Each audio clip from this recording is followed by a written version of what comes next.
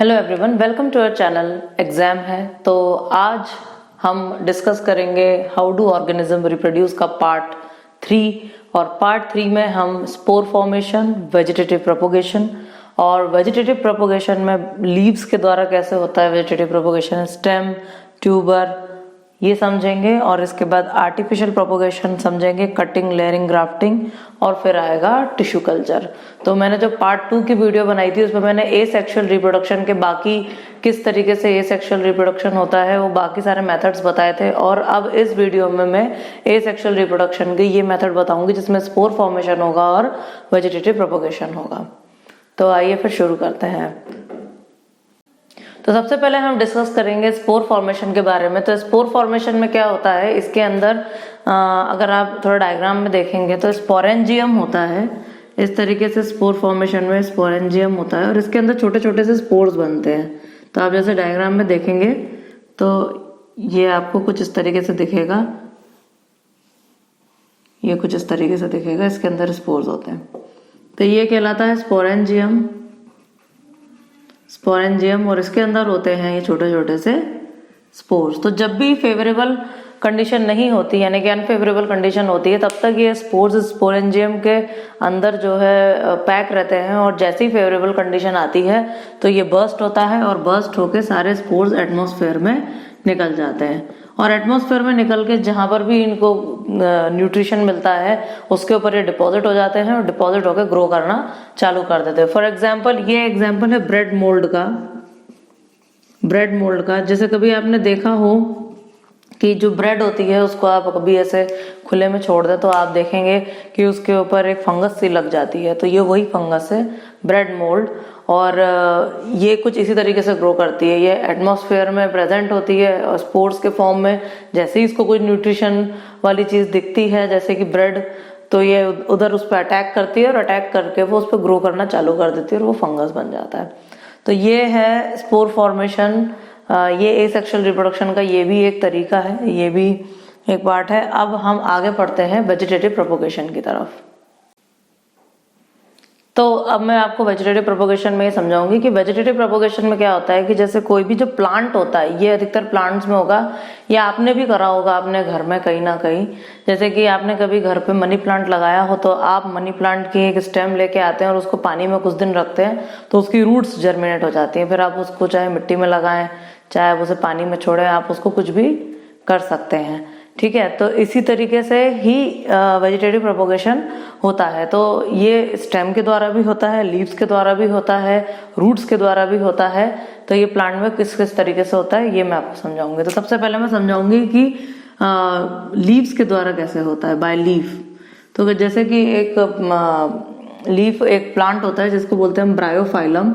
उसकी जो एडजेस होती हैं, ये ब्रायोफाइलम है, इसकी जो एडजेस हैं इसमें छोटी छोटी बड ग्रो करती हैं। इसमें जो है छोटी छोटी बर्ड्स ग्रो करती हैं। अब ये जो छोटी छोटी बर्ड्स हैं, अब ये लीफ अगर जैसे बर्ड्स ग्रो कर जाती है, ये लीफ अगर अपने प्लांट से डिटैच होकर जमीन पे गिरती है तो ये बर्ड्स में छोटी छोटी सी जड़ आ जाती है और ये जड़ आके धीरे धीरे करके ये जो एक एक बर्ड है ये एक नया प्लांट का रूप ले सकती है। तो ऐसा होता है लीफ के द्वारा वेजिटेटिव प्रोपोगेशन। तो वेजिटेटिव प्रोपोगेशन में यही होता है कि किसी भी प्लांट का कोई भी एक ऐसा पार्ट जो कि जिसको थोड़ी सी फेवरेबल कंडीशन मिली तो वो उसने ग्रो करना चालू कर दिया। जैसे एक एग्जांपल और बताऊंगी मैं। जैसे आपने देखा होगा गर्मियों में पूरी जहाँ फील्ड होते हैं जो, तो गर्मियों में क्या होता है उनकी पूरी घास सूख जाती है फील्ड में। तो लेकिन जैसे ही बारिश होती है वापस से वो हरियाली छा जाती है, वापस से वो घास हरी हो जाती है। ऐसा कैसे होता है? तो होता ये है कि जो लीफ सूख गई है ना, जो घास सूख गई है, उसकी जो पत्तियां सूख गई हैं उसमें छोटी छोटी बर्ड्स प्रेजेंट होती हैं, लेकिन जब तक उसको फेवरेबल कंडीशन नहीं मिलती है तब तक वो आगे ग्रो नहीं करती है। तो जैसे ही उसको फेवरेबल कंडीशन मिलती है वैसे ही वो ग्रो करना चालू कर देते हैं। फेवरेबल कंडीशन उसके लिए क्या है? उसके लिए है मॉइस्चर। ठीक है, यानी कि पानी हो, ह्यूमिडिटी हो, तो उसके लिए वो फेवरेबल कंडीशन है। जैसे ही उसको फेवरेबल कंडीशन मिलती है वैसे ही वो ग्रो करना चालू करता है। बारिश होती है और वो घास जो है वो ग्रीन हो जाती है।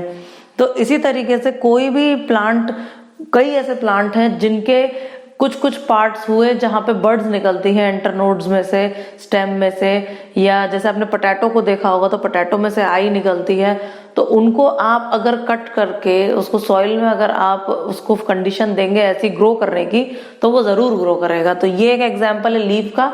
दूसरा एग्जाम्पल है स्टेम का, दूसरा एग्जाम्पल है स्टेम का। तो स्टेम का एग्जाम्पल तो जैसे मैंने आपको मनी प्लांट का एग्जाम्पल बताया, वो भी एक तरीके का स्टेम का एग्जाम्पल है कि स्टेम से किस तरीके से ग्रो होता है। दूसरा एक स्टेम का एग्जाम्पल मैं दूंगी आपको कि आपने कभी देखा होगा कि रोज की जो है वो कटिंग लेके आई जाती है। रोज बीज से नहीं लगा जाता, कोई पेड़ होता है उस रोज का जो कोई प्लांट होता है उसकी कटिंग लेके आते हैं, जो भी मैच्योर उसकी स्टेम होती है उसमें छोटी छोटी बर्ड्स निकली हुई होती हैं, उसको कट करके लाके उसको सॉइल में रखते हैं। तो जब उसको सॉइल में रखते हैं तो धीरे धीरे करके देखते हैं तो उस स्टेम में से जड़ निकल आती है और ऊपर वो बर्ड्स धीरे धीरे करके फ्लावर का रूप ले लेती हैं। तो ये एक स्टेम का एक और मेथड हो गया।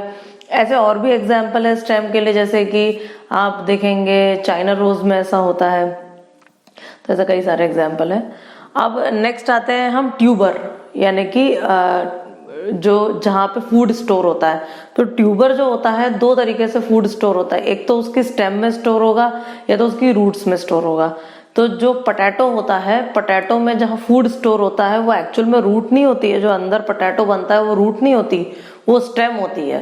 तो उसके अंदर जो है फूड स्टोर होता है, तब वो जाके पोटैटो बनता है। लेकिन जो स्वीट पोटैटो होता है उसमें रूट में फूड स्टोर होता है, तब जाके वो स्वीट पोटैटो बनता है। तो अब हम ट्यूबर से समझेंगे।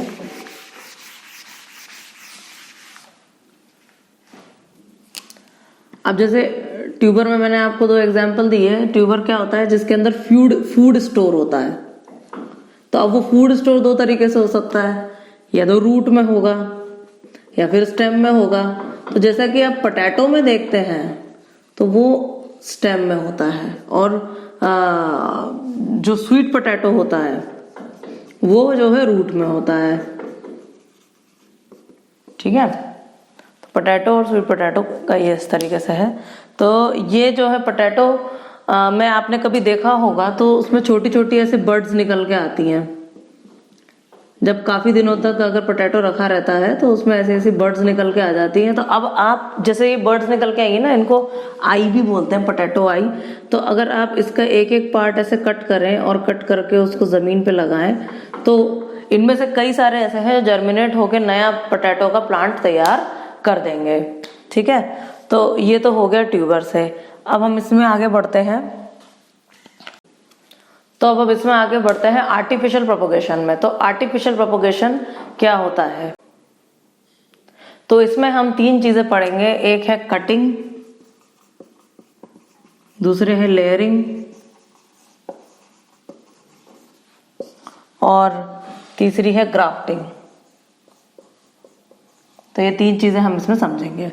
तो सबसे पहले आता है कटिंग। तो कटिंग में जैसे मैंने आपको एक वो बताया था, रोज का एग्जाम्पल बताया था, इसी तरीके से जो चाइना रोज होता है उसमें भी हम इस तरीके से कटिंग कर सकते हैं, यानी कि हम स्टेम को कट करके उसको डायरेक्ट हम सॉइल में लगाएं तो सॉइल में धीरे धीरे करके क्या होगा कि उसमें रूट्स बनाएंगे और रूट्स बन के धीरे धीरे उसमें बर्ड्स बनाएंगे और वो एक प्लांट का रूप ले लेगा। ये तो हुआ कटिंग का एग्जाम्पल।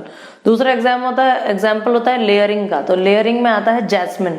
जैस्मिन में क्या होता है कि जैसे ये प्लांट है, ठीक है, अब प्लांट में ये प्लांट है और प्लांट में कहीं इसमें एक स्टेम निकल के आई, ठीक है, ये एक स्टेम निकल के आई, ये एक स्टेम निकल गई। अब इसमें से किसी एक स्टेम को हमने बिना काटे, यानी कि हम इसको इसमें पेरेंट बॉडी से कट नहीं करेंगे, हम इसको बस ऐसे ही झुका देंगे और झुका के हम इसको सॉइल में डाल देंगे। तो ये सॉइल में हम इसको ऐसे झुका के डाल देंगे तो क्या होगा, कुछ टाइम बाद हम क्या देखेंगे कि यहाँ पे रूट्स डेवलप हो जाएगी, और जब इसमें रूट्स डेवलप हो जाए तब इसको यहाँ से कट कर दिया जाएगा और यहाँ से कट करके ये एक इंडिविजुअल प्लांट बन जाएगा। ऐसा जैस्मिन में होता है। और भी कई एग्जांपल्स हैं इसमें। और तीसरा है इसमें ग्राफ्टिंग। तो ग्राफ्टिंग का थोड़ा मेथड है जो कि थोड़ा डिफरेंट है, वो मैं आपको समझाऊंगी। तो ग्राफ्टिंग में क्या होता है कि ग्राफ्टिंग में हम दो प्लांट लेते हैं। जैसे एक जो प्लांट होता है उसकी रूट जो है सॉइल में रहती है ऑलरेडी, और जो दूसरा रहता है उसकी हम स्टेम लेते हैं। तो जिसकी रूट सॉइल में रहती है उसको हम स्टॉक कहते हैं, और जिसकी हम स्टेम लेते हैं उसको हम स्कैन कहते हैं। और उन दोनों को हम क्या करते हैं, ज्वाइन कर देते हैं, और ज्वाइन करके हम यहाँ पे थोड़ा मड लगा के और इसको मॉइस्ट करके और इसको फिर हम बांध देते हैं किसी पॉलिथीन या किसी से, कि जिससे कि उसका मॉइस्चर बना रहे। कुछ टाइम बाद क्या होता है कि ये जो दोनों चीज होती हैं ये मर्ज हो जाती हैं, आपस में ज्वाइन हो जाती हैं, हील हो जाती हैं, और जो भी वैरायटी आपको ये जिसके आप स्टेम काट के लाए हैं उसकी जो वैरायटी है वो पौधा इसमें उगने लग जाता है।